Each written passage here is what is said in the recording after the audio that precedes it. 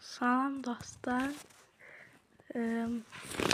Bugün bilirsiniz ki əvvəllər sizə söz verdiyim kimi yayda çox videolar çəkəcəm. Mən təzədən geri qayıtdım. Deyirəm ki, mənim üçün çox darıxdınız. Bilirəm ki, məni çox sevirsiniz.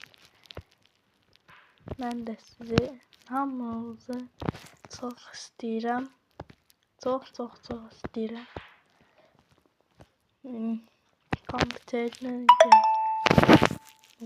Kompüterdə də videolar çəkirdim. Mən də sizdə olmaq üçün videolarıma like qalsınlar.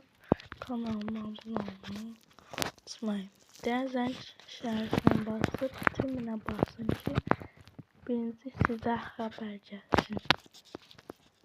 Yəni neyse. Videomu burada bağlayıram. Sizləri çox sevirəm. Dediyim kimi videomu bəyənin və kanalıma abunə olun. Öptüm sizləri. Sağ olun. Hələlik.